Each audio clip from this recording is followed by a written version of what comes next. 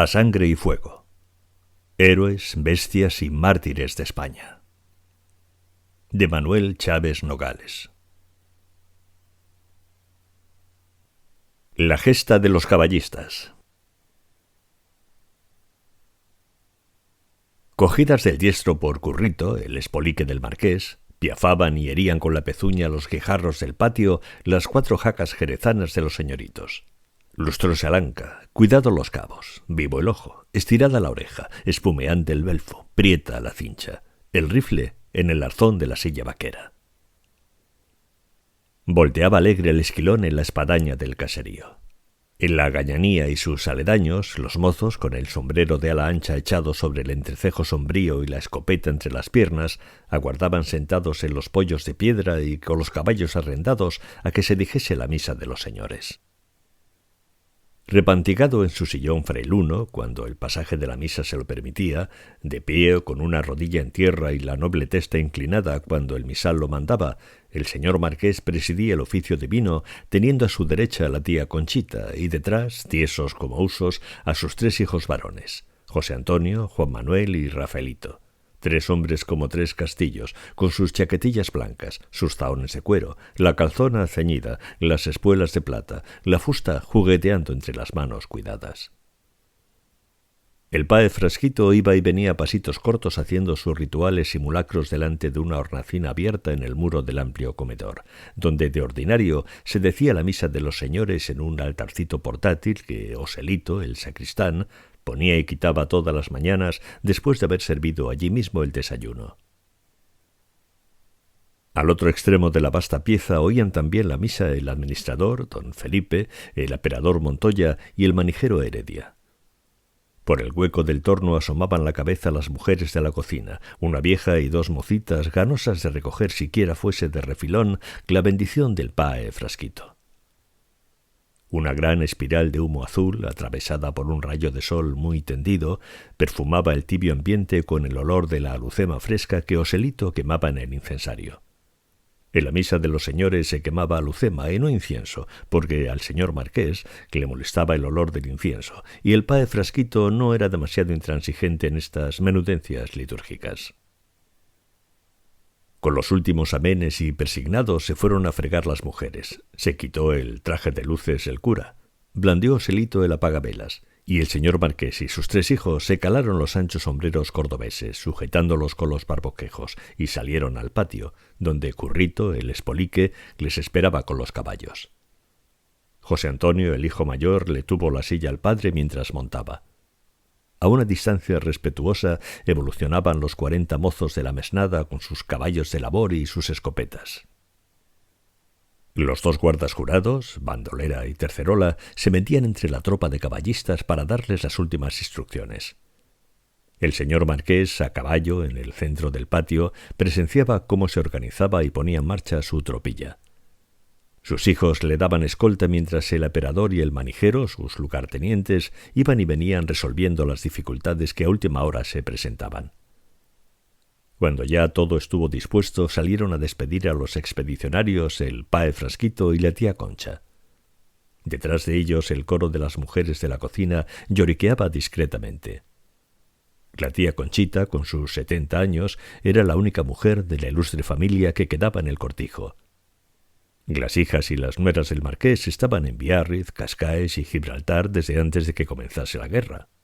Pero la tía Concha, que no le tenía miedo a nada ni a nadie, no había querido marcharse.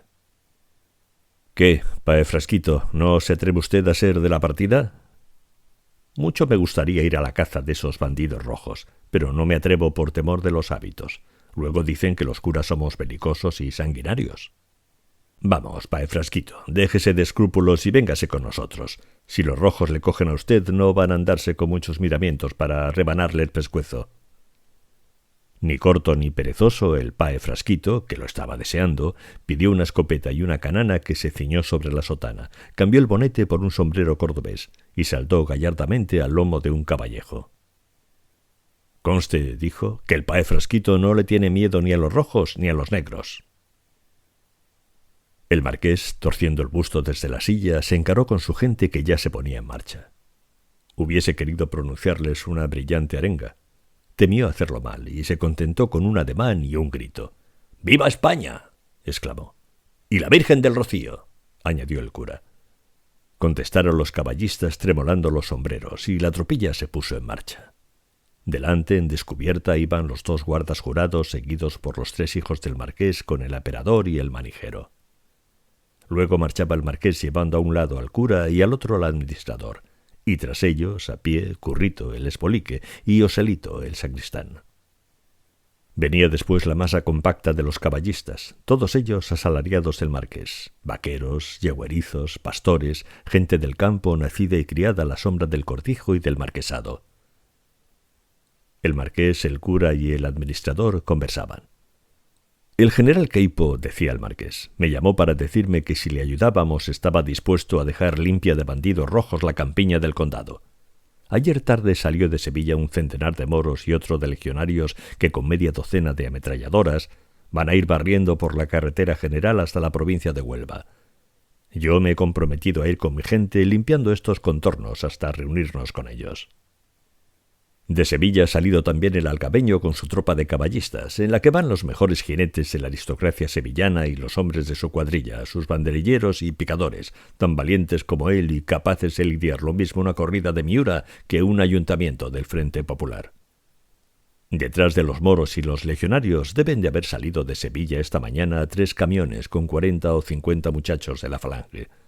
Vamos a darles a los rojos una batida que no va a quedar uno en todo el condado. No parecía que hubiese muchos rojos en el paraje que iba cruzando la tropa de caballistas. Por los caminos desiertos apenas se veía algún viejo o alguna mujer que tan pronto como les divisaban levantaban el brazo saludándoles a la romana. «Estos perros», decía el administrador, «son los mismos que antes nos metían el puño por las narices, los que robaban el ganado del señor marqués o lo desjarretaban cuando no podían otra cosa, y los que a toda hora nos amenazaban con degollarnos». «El pueblo», replicó el marqués, «siempre es cobarde y cruel. Se le da el pie y se toma la mano, pero se le pega fuerte y se humilla. Desde que el mundo es mundo, los pueblos se han gobernado así, con el palo. De esto es de lo que no han querido enterarse esos idiotas en la República».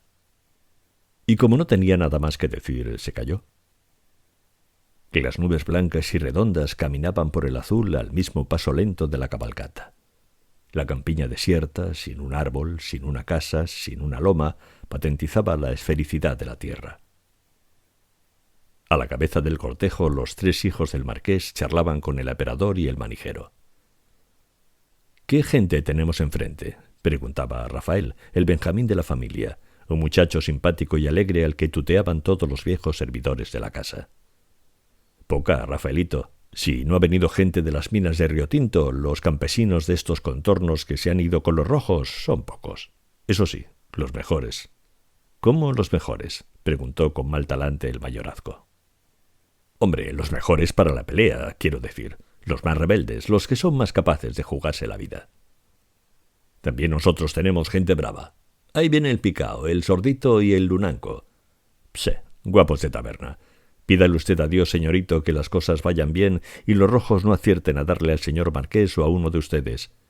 Ellos, los rojos, tienen su idea y por ella se hacen matar. Los nuestros, no. Van a donde el señor marqués les manda.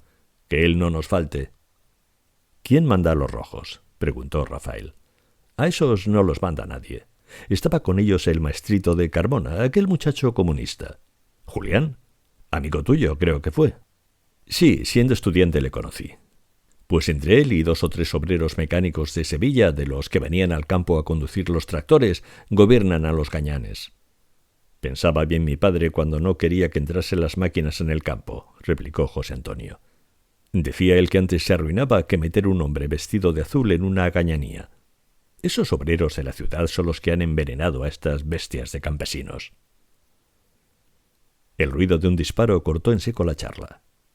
Uno de los guardas jurados, que iban en vanguardia, estaba con la escopeta echada a la cara y ya el otro espoleaba su caballo para ir a cobrar la pieza. ¿Hombre o alimaña?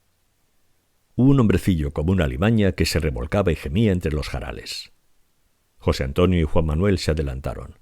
El tiro de sal del guarda le había dado en la espalda y el cuello, de donde, por la piel reventada, le brotaban unas ampollitas de sangre. Le vi cuando estaba acechándonos oculto entre las jaras, explicó el guarda. Le di el alto y, como echó a correr, disparé contra él. Era un gitanillo negro y enjuto como un abisinio, cuyas pupilas, dilatadas por el dolor y el miedo, se fijaban alternativamente en sus dos aprehensores, queriendo adivinar cuál de ellos le daría el golpe de gracia. Le llevaron a rastras al estribo del señor Marqués, que echó una mirada dura sobre aquella pobre cosa estremecida, y no se dignó dirigirle la palabra. «Trincarle bien», ordenó. «Ya cantará de plano en Sevilla». Uno de los guardas le maniató a la cola de su caballo y la cabalgata siguió su camino por el sendero polvoriento hacia el caserío de la Concepción, donde, según los confidentes, habían estado aquella misma noche los rojos. Ya a la vista del caserío los caballistas se desplegaron en semicírculo y con los rifles y escopetas, apoyados en la cadera, se lanzaron al galope. Llegaron hasta los blancos paredones de la finca sin que nadie les hostilizase. En el ancho patio, que formaban la casa de los señores, la cañanía, la casa de labor y los tinados, no había un alma. El sol hacía lentamente su camino, y unas gallinas picoteaban en un montón de estiércol. Los caballistas, alborozados por su fácil conquista, hacían caracolear a los potros, y vitoreaban al señor Marqués, al general Franco y a España. Los hijos del marqués descabalgaron y entraron en la casona. Nadie. En las grandes cuadras desiertas aparecían despanzurradas las cómodas, arrancadas las puertas de los armarios y violentadas las tapas de los viejos arcones de roble. Cuanto había de valor en la casona había sido robado o destruido. Clavado en la puerta había un papel en el que se leía «Comité». Dentro una mesa, papeles, muchos papeles, cajones rotos, casquillos de bala, y en la pared una bandera rojinegra y unos letreros revolucionarios escritos con mucho odio y con muchas faltas de ortografía. Los señoritos salieron al campo por la puerta trasera de la devastada casona. Por allí habían huido horas antes los rojos. En la corraleta una ternerilla clavada en el suelo con las patas delanteras tronchadas alzaba la testuz al cielo mugiendo tristemente. José Antonio el mayorazgo se le acercó y la res volvió hacia él sus grandes ojos cariñosos y estúpidos. Y la habían desjarretado. Al huir los rojos habían partido los jarretes a las reses que no tuvieron tiempo o manera de llevarse. José Antonio, enternecido por el sufrimiento de la pobre bestia, sacó del cinto el cuchillo y, cogiendo a la ternerilla por una de las astas, le dobló la cabeza, le hundió el hierro en el cerviguillo y le hizo caer descabellada de un solo golpe. Para que no sufra, la pobre. Un ramalazo de furor pasó por sus ojos. Con el hierro todavía en el puño se volvió frenético contra el gitanillo prisionero que seguía maniatado a la cola del caballo. «¡Canalla, asesino!», le gritó. Y la hoja del cuchillo, tinta con la sangre de la bestia, se hundió en la carne del hombre, que al desplomarse quedó con los brazos estirados colgando de la cola del caballo a la que estaba maniatado. El cura vino corriendo a grandes zancadas y reprochó a José Antonio su arrebato. «Has hecho mal, debiste avisarme antes. ¿Para qué estoy yo aquí sino para arreglarle los papeles a los que tengáis que mandar de viaje al otro mundo?» Y medio en serio y medio en broma, se puso a mascullar latines al ladito del gitanillo muerto que, yacente, tenía el perfil neto de un príncipe de la dinastía sasánida. El país entero parecía despoblado.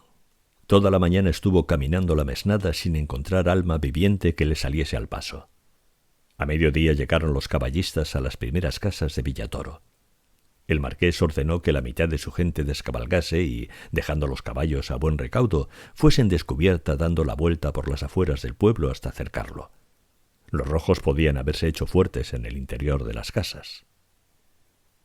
Al frente de sus hijos, de sus capataces y del resto de su tropa, el propio marqués se echó adelante por la calle real.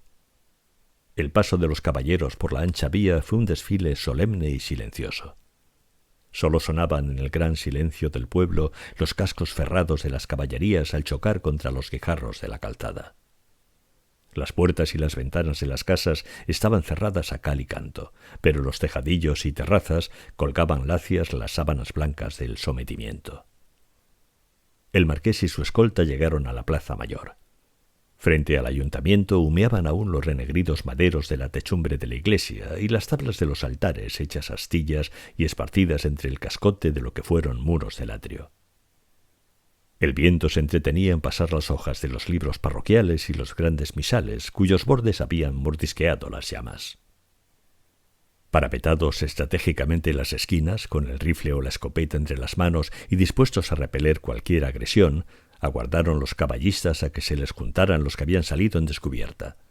A nadie encontraron, ni unos ni otros. Estaría desierto el pueblo. ¿Les tendrían preparada una emboscada?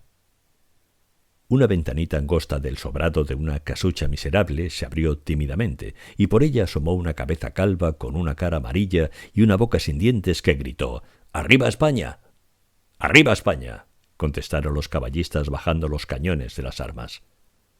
Aquel hombre salió luego y, haciendo grandes zalemas, fue a abrazarse a una de las rodillas del marqués, que seguía a caballo en el centro de la plaza, distribuyendo estratégicamente a sus hombres. «¡Vivan nuestros salvadores! ¡Vivan los salvadores de España!», gritaba el viejecillo llorando de alegría. Contó que el pueblo estaba casi desierto. Al principio, cuando los rojos hicieron los amos, los ricos que tuvieron tiempo se escaparon a Sevilla. A los que no pudieron huir, los mataron o se los llevaron presos camino de Riotinto y Extremadura. Él había permanecido oculto en aquella casucha durante muchos días, expuesto a que lo fusilasen si le descubrían, pues siempre había sido hombre de derechas. Todos, absolutamente todos los vecinos que quedaron en el pueblo, habían estado al lado del comité revolucionario, unos por debilidad de carácter y otros muy complacidos. Todos habían presenciado impasibles los saqueos y matanzas o habían tomado parte activa en ellos. Eran unos canallas a los que había que fusilar en masa. Ya iría él denunciando las tropelías de cada uno. ¿Y están aún en el pueblo los responsables? Los que estaban más comprometidos se marcharon al amanecer siguiendo al comité revolucionario. Se han quedado solo los que creen que no han dejado rastro de su complicidad con los ojos, pero aquí estoy yo, vivo todavía, para desenmascarar a esos hipócritas. Cada vez que vea con el brazo levantado y la mano extendida uno de esos que anduvieron con el puño en alto, le haré ahorcar, sí señor. Le delataré yo mismo, que no podré vivir tranquilo hasta no verlos colgados a todos. Y con la crueldad feroz del hombre que ha tenido miedo, un miedo insuperable, más fuerte que él, preguntaba: «¿Verdad, señor marqués, que los ahorcaremos a todos?». Rafael, que estaba en el corrillo de los que escuchaban al cuitado, tiró de la rienda a su caballo y se apartó entristecido. Miró la calle desierta con las puertas y las ventanas de las casas herméticamente cerradas. ¿Qué pasaría en aquel momento en el interior de aquellas humildes viviendas? ¿Qué pensarían y temerían de ellos, de él mismo? ¿Sería verdad que tendrían que ahorcar a toda aquella gente como quería el viejecillo aterrorizado? Unos grandes vítores lanzados a coro y un formidable estruendo de claxones y bocinas venía de una de las entradas del pueblo. Llegaban los camiones que componían la caravana de la Falange Española, salida de Sevilla para tomar parte en la operación de limpiar la campiña del condado. Tremolando sus banderas rojinegras, alzando los fusiles sobre sus cabezas y cantando a voz en grito su himno, los falangistas, arracimados en los camiones, atravesaron el pueblo y llegaron hasta la Plaza Mayor, donde se apearon y formaron con gran aparato y espectáculo. La centuria, dividida en escuadras, hizo varias evoluciones a la voz de sus jefes. Los falangistas, irreprochablemente uniformados con sus camisas azules, sus gorrillos cuarteleros, sus correajes y sus pantalones negros, remedaban la tiesura y el automatismo militar con tanto celo que los propios militares de profesión, al verles evolucionar, sonreían benévolamente. El gusto inédito del pobre hombre civil por el brillante aparato militar había encontrado la ocasión de saciarse. A los militares este remedo no les divertía demasiado. El jefe de la centuria de la Falange estuvo conversando con el marqués y luego se fue calle abajo, acompañado por el viejecillo y seguido de una patrulla de falangistas arma al brazo. El marqués y su gente celebraron consejos sobre la silla de montar. Allí no había nada que hacer. El enemigo había huido. Había que ir a buscarlo. No se conseguía nada aterrorizando a los que estaban encerrados en sus casas mientras las bandas de combatientes armados campasen por su respeto. Había que acosarles y buscarles la cara. Todos los informes señalaban que los rojos en su retirada se concentraban en Manzanar. Allí habría que ir a presentarles batalla cuanto más pronto mejor. Los mayorales salieron para reagrupar a la gente y echarla otra vez al campo. Los jefes fascistas tenían otra opinión. Antes de seguir avanzando había que limpiar la retaguardia. En Villatoro se podía hacer una buena redada de bandidos rojos con la cooperación de las gentes de derecha del pueblo, que los denunciarían gustosamente. Una simple operación de policía en la que solo se invertirían unas horas. El marqués replicó desdeñosamente que aquella no era empresa para él, y reiteró a sus mayorales la orden de marcha. Los falangistas decidieron quedarse en el pueblo. Tenían mucho que hacer. Y formando varias patrullas, tomaron las entradas y salidas de la villa y se dedicaron a ir casa por casa practicando registros y detenciones. Guiando al jefe de la centuria iba el viejecillo de la ventanita. Entretanto, Rafael dejó rienda suelta a su caballo. Salió al campo y, dando la vuelta por detrás de los corrales de las casas, llegó hasta un olivar en el que echó pie a tierra y se sentó en una piedra a fumarse un cigarrillo a solas con sus preocupaciones. Desde aquel lugar veía las blancas casitas del pueblo apiñadas en torno a la torre desmochada y renegrida de la iglesia incendiada. No había penachos de humo en las chimeneas de las casas, ni en todo lo que alcanzaba la vista se divisaba un ser humano. ¡Qué soledad! ¡Qué tristeza! Nunca había sentido tan netamente la sensación del vacío. A sacudir su melancolía vino una escena que ante sus ojos se desarrollaba a lo lejos. Una mujer abría cautelosamente la puerta trasera del corral de una casa, oteaba a los alrededores, y segundos después un hombre salía tras ella, la abrazaba rápidamente y echaba a correr pegado a las bardas de los corrales. Iba el hombre agachándose y llevaba una escopeta en la mano. Rafael requirió el rifle, pero en aquel momento 2, 3 chiquillos, que desde allí se veían menuditos como gorgojos, salían a la puerta del corral y levantando sus bracitos decían adiós al que corría. Este, sin volver atrás la cabeza, avanzaba rápidamente por el campo raso para ganar cuanto antes la espesura del olivar, donde Rafael, con el rifle echado a la cara, le aguardaba a pie firme. En aquel instante vio que tras la mujer y los chiquillos aparecían 5 o 6 falangistas, a los que desde lejos reconoció por la pincelada azul de las camisas. La mujer, al encontrarse con ellos, se tiró a los pies del que parecía ser el jefe, y Rafael quiso adivinar que forcejeaban. Pudo ver cómo el falangista se deshacía, y mientras la mujer rodaba por el suelo, se echaba el arma a la cara y disparaba. El silbido de la bala debió de sonar con la misma intensidad en los oídos del hombre que corría y en los de Rafael. Este, parapetado tras el tronco de un olivo, veía avanzar hacia él al fugitivo, que, atento solo al peligro que tenía a su espalda, se le echaba encima estúpidamente. Hubo un momento en que pudo matarlo como a un conejo. ¿Acaso su voluntad fue la de apretar el gatillo del rifle? Pero no lo apretó. ¿Por qué? Él mismo no lo supo. Cuando el hombre, al pasar junto a él como una exhalación, advirtió al fin su presencia, lanzó una maldición, dio un salto gigantesco y, desviándose, corrió con más ansia aún. Rafael le siguió en su huida, contemplándole por el punto de mira de su rifle. Ya esta vez no le mató porque no quiso, y pensando que era así, porque no quería, le perdió de vista. Los perseguidores avanzaban ya haciendo fuego graneado contra el olivar. Rafael se tiró a tierra tras un grueso tronco y cuando sintió que los falangistas estaban ya cerca, les gritó: «¡Arriba España! ¡No tirar, amigos, que vais a dar a uno de los vuestros!». Le rodearon recelosos, apuntándole con los fusiles. Identificó su personalidad y le reconocieron. «¿No ha visto usted pasar por aquí a un rojo con armas que huía?», le preguntó el jefe de la centuria que iba al frente de la patrulla. «No. Es raro. Por aquí ha pasado». «Pues yo no lo he visto». Es raro. Tendrá usted que explicarlo». Rafael se encogió de hombros y dio media vuelta. Él era un señorito, y por no dejar de serlo, se batía. El viejo marqués y su tropilla no sabían dónde se habían metido. Cada ventana era una boca de fuego para los caballistas. Los rojos, concentrados en Manzanar, les habían dejado llegar confiadamente, y cuando les tuvieron en la calle principal del pueblo, les cortaron la retirada y desde todas las casas empezó a llover plomo sobre ellos. Se espantaron algunos caballos, cayeron aparatosamente de la silla 2 o 3 jinetes, y el brillante cortejo se arremolinó en torno a su caudillo, el viejo marqués, provocando una espantosa confusión.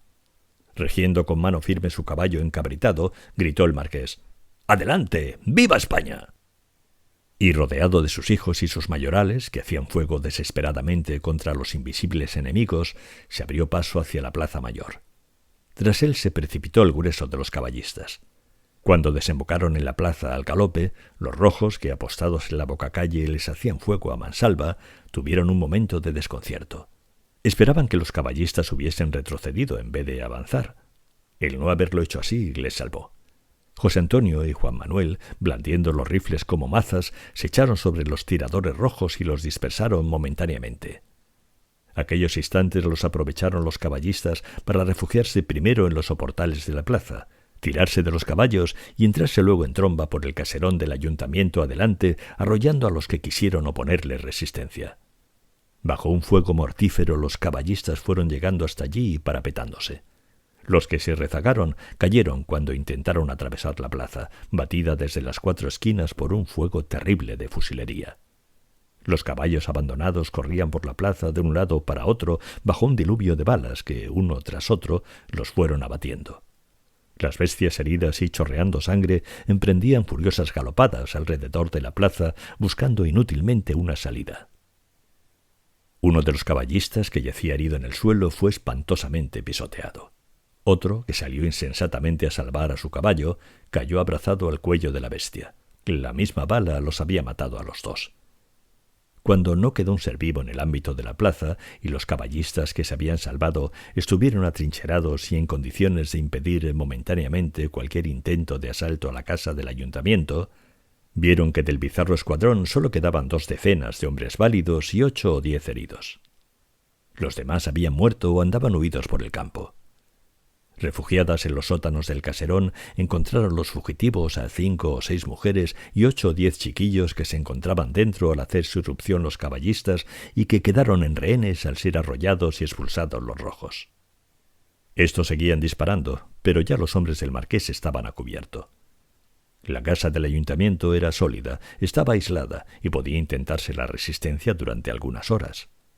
Se improvisaron parapetos y troneras, se distribuyeron estratégicamente los hombres y se pudo hacer frente a la situación con cierta esperanza. Si podían resistir 2 o 3 horas, darían tiempo a que llegasen los moros y el tercio, que los salvarían. Los rojos, que seguramente lo comprendían así, arreciaban en el ataque. Pronto advirtieron los caballistas que un asalto en toda regla a su improvisado reducto se estaba preparando. Hubo unos minutos de aterradora calma. Aquella pausa sirvió para que los rojos hiciesen a los sitiados una intimación formal a que se rindiesen. El señorito Rafael oyó que le llamaban por su nombre desde el interior de una casa inmediata a la del ayuntamiento. Pegado al muro junto a una ventana convertida en aspillera, contestó: «Aquí está Rafael. ¿Quién le llama?» «Soy yo, Julián, el maestrito, quien le habla», replicaron del otro lado. «¿Qué quieres?» «Que convences a tu gente de que debe rendirse». ¿Te has olvidado de quién soy yo y de cuál es mi casta? ¿No me llamaste siempre el señorito? Un señorito no se rinde. ¡Cochinos, señoritos! Ya podéis rendiros si no queréis morir todos como perros. Se han acabado los señoritos. Antes os rendiréis vosotros, cobardes. No tardarán 2 horas en venir en nuestro auxilio las tropas de Sevilla. Huid pronto, si no queréis que os machaquen. En 2 horas nuestros dinamiteros volarán la casa con todos vosotros dentro. Volarán también las mujeres y los niños que hemos cogido aquí. Pegaremos fuego al edificio y cuando salgáis huyendo de la quema os cazaremos a tiros. Llevaremos por delante a vuestras mujeres y a vuestros hijos para que nos sirvan de parapetos. Hubo un momento de terrible silencio. Los 2 hombres sintieron miedo de sus propias palabras. «Tú no harás eso, Rafael. No tienes corazón para hacer esa infamia», dijo al cabo de un rato el maestrito. «Ni tú volarás la casa con dinamita, Julián», afirmó Rafael. «¿Todo está dicho entonces?» «Todo está dicho». La gente de un lado y de otro se impacientaba. Los rojos emprendieron de nuevo el fuego de fusilería contra los sitiados. Estos, bajo el diluvio de las balas que entraban en la casa por todos los huecos, se defendían mal. No tenían ni hombres ni municiones para cubrir todos los puntos vulnerables. Donde no se pueda poner un escopetero, se coloca bien visible a una de esas mujeres que hemos cogido y ya veremos si siguen tirando, propuso el lunanco, viejo jaque campero de piel y corazón curtidos. Eso no, replicó Rafael. ¿Por qué no?, le interpeló con mal ceño su hermano Juan Manuel. Porque a mí no me da la gana, respondió Rafael. Primero abro la puerta a esa canalla roja para que nos degüelle. Y yo, como lo intentes siquiera, te descerrajo un tiro. Los dos hermanos, agazapados cada cual en su tronera bajo el plomo enemigo, se miraron con odio. Afuera se reñía también una dura batalla. Los mineros de Río Tinto preparaban la voladura del edificio metiendo los cartuchos de dinamita bajo los sillares de piedra de los cimientos. El maestrito se oponía. —¿Crees que nos los vamos a dejar vivos? —le interpeló uno de aquellos hombres vestidos de azul y con una gran estrella roja de 5 puntas sobre el pecho, uno de aquellos obreritos de la ciudad que, en opinión del marqués, eran los culpables de la rebelión de los campesinos. —Están dentro las mujeres y los niños —arguyó Julián—, aunque estuviera dentro mi madre. ¡Adelante, muchachos! Crecían la violencia del ataque y la desesperación de la defensa. Puertas y ventanas acribilladas por los trabucazos saltaban hechas astillas. Los cartuchos de dinamita que explotaban en el tejado echaban grandes masas de tierra, leños y cascotes sobre los sitiados. Una botella de líquido inflamable había prendido en las maderas de una ventana y las llamas empezaban a invadir el reducto. Hubo al fin un momento en el que amainó el tiroteo. Solo algún que otro cartucho de dinamita tirado desde lejos venía a hostilizar. ¿Qué pasaba? ¿Habían minado ya el edificio y los sitiadores se retiraban aguardando de un momento a otro la voladura? Era preciso aprovechar los instantes para hacer una salida desesperada antes de que sobreviniera la explosión. Ya se disponían a salir cuando Rafael preguntó: ¿Y las mujeres y los niños? Ya se pondrán a salvo cuando vean que nos hemos ido, y si no salen a tiempo, ¿qué más da? ¿Es que sus hombres nos van a dejar que lleguemos con vida al otro extremo de la plaza? Nuestro deber es prevenirlas y que se salven si pueden, insistió Rafael. Yo iré, dijo el lunanco, guiñando el ojo al señorito Juan Manuel. Y apresurándose, bajó al sótano. Amenazó a las mujeres con un ademán para que no chistasen, cerró la puerta dejándolas encerradas bajo llave y se incorporó a sus compañeros. Ya está, vamos ahora a que nos maten esos canallas. Cuando la gente del marqués salió a la plaza, creyendo que antes de pisar el umbral del edificio iba a ser ametrallada implacablemente, se maravilló de ver que sólo saludaban su presencia unos tiros sueltos y mal dirigidos que no les hicieron ninguna baja. El grupo atravesó la plaza a paso de carga bajo el mismo tiroteo espaciado e ineficaz. Indudablemente los sitiadores no pasaban de media docena. ¿A dónde se habían ido los centenares de hombres que una hora antes les acribillaban? Apenas avanzaron un poco por la calle principal, se dieron cuenta los fugitivos de lo que ocurría. Por la parte de la carretera sonaban distantes las descargas continuas de la fusilería. Se luchaba en las afueras del pueblo. Era indudable que habían llegado las fuerzas del tercio de regulares que enviaba Queipo. Estaban salvados. Cautamente fueron aproximándose hacia el lugar de la lucha. El tableteo de las ametralladoras les indicaba la posición que ocupaban las tropas. Entre ellas y los restos del escuadrón de caballistas estaban los rojos atrincherados en las últimas casas del pueblo y en los accidentes del terreno que les favorecían. Había que atacarles por la espalda antes de que reaccionasen contra ellos al advertir que habían roto el débil cerco que les dejaron puesto. En aquel instante, destacándose del estruendo de las explosiones, llegó hasta los caballistas un confuso rumor de lejana algarabía. Unos gritos inarticulados que recordaban al aullido de las fieras dominaban todos los ruidos del combate. Aquella marea creciente de rugidos amenazadores era inconfundible. Los moros se lanzaban a la lucha cuerpo a cuerpo para desalojar a los rojos de sus posiciones. Era el instante crítico. Los hombres del marqués atacaron simultáneamente y se produjo una confusión espantosa.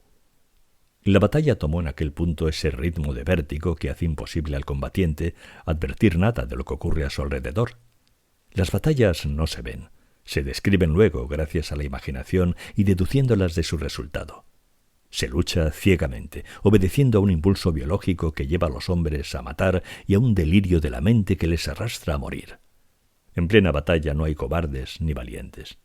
Vencen, una vez esquivado el azar, los que saben sacar mejor provecho de su energía vital, los que están mejor armados para la lucha, los que han hecho de la guerra un ejercicio cotidiano y un medio de vida.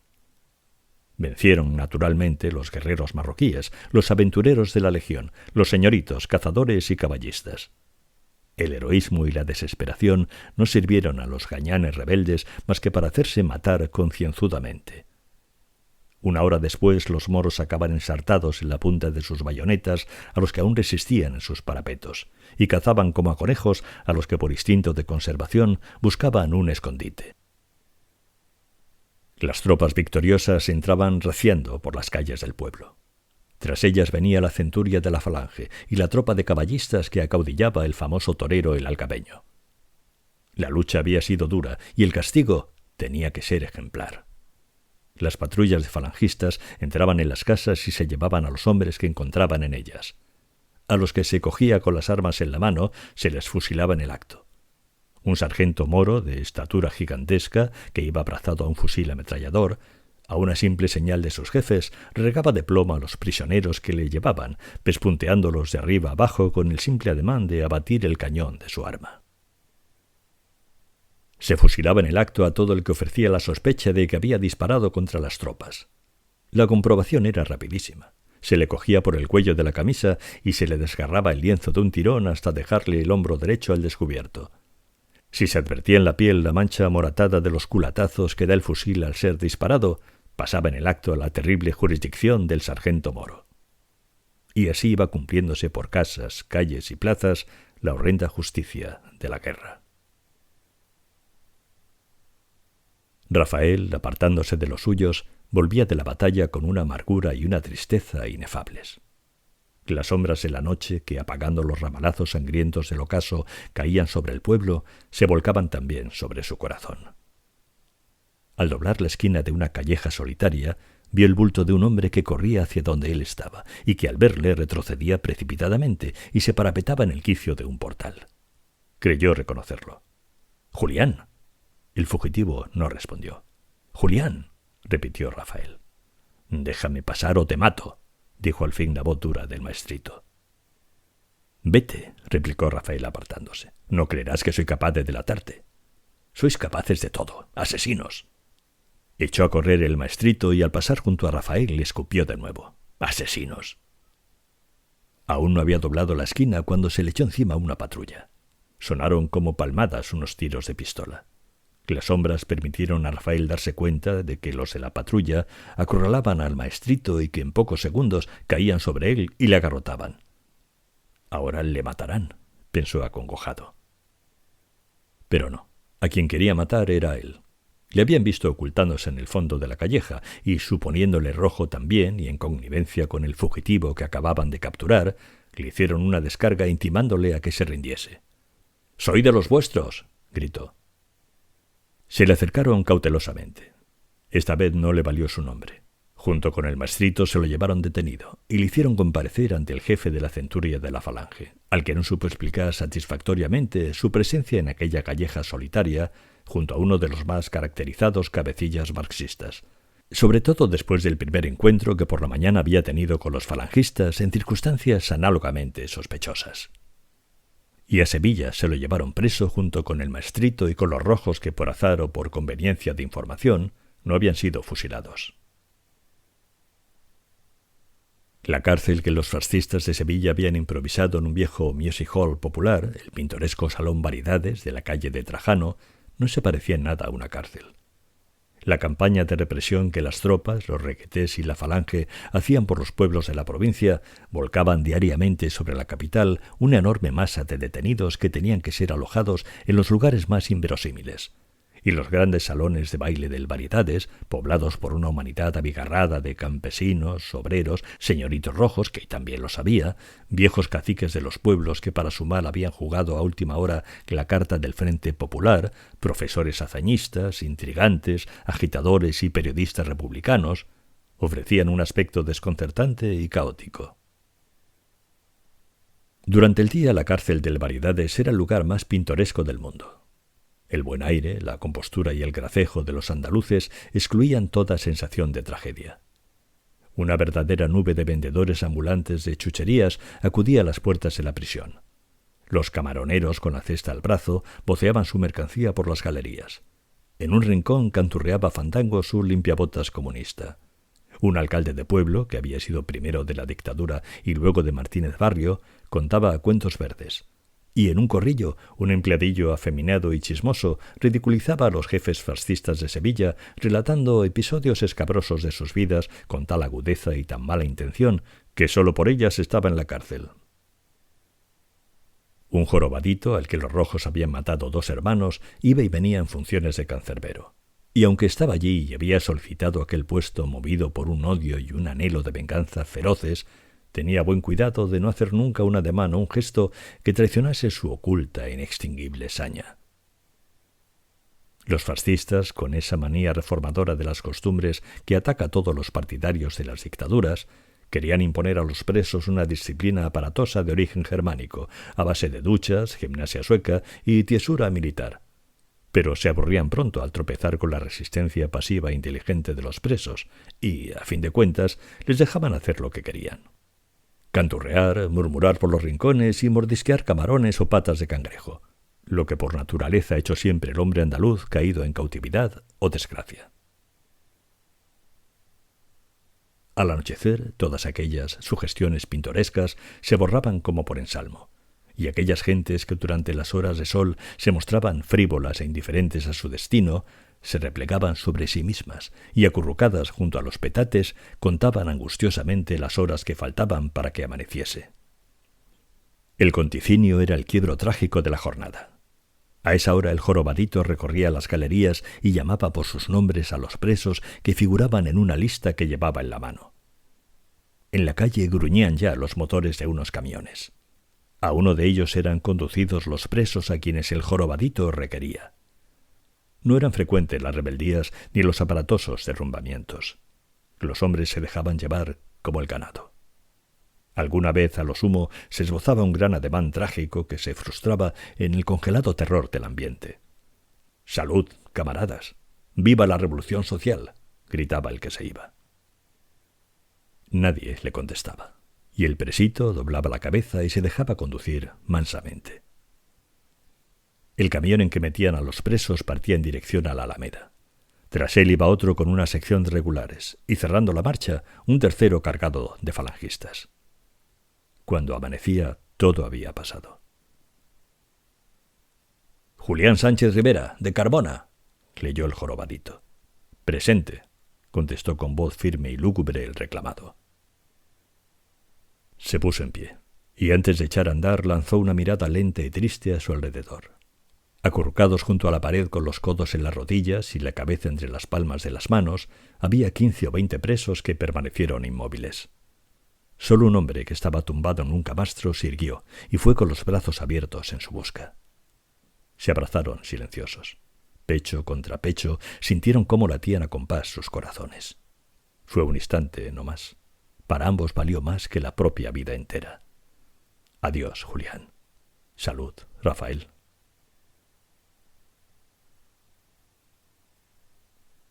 El auto que conducía a Rafael dejaba atrás los pueblecitos soleados de Sevilla y Cádiz. Sin detenerse llegó a la frontera. Mostró el viajero a los policemen su documentación en regla y pasó. Fue directamente al Hotel Rock, situado en una de las laderas del peñón. Abrió de par en par la ventana del cuarto que le destinaron.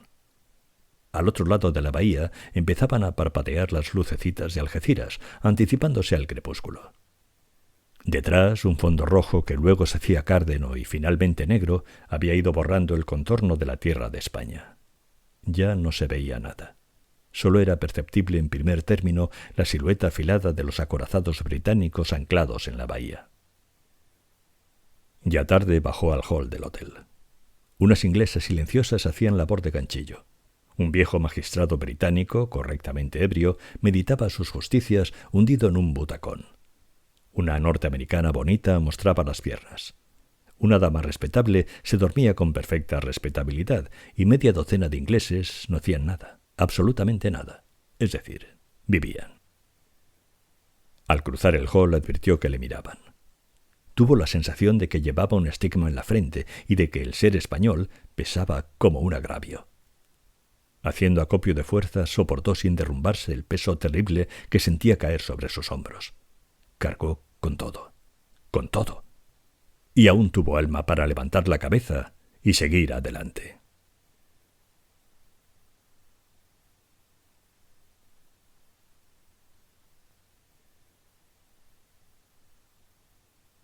Audioclásicos.com